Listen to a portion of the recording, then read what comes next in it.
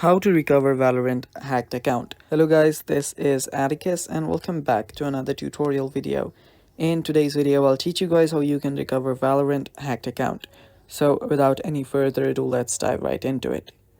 The first step is open up your web browser. After you open up a web browser, you'll simply need to search for recover Valorant account.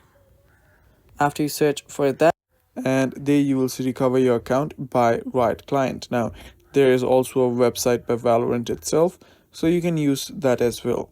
So tap on this option on the top and there you will see recover your account option. Now just scroll down and there you will see deleted accounts cannot be recovered and stuff like that, and there are different options here as well.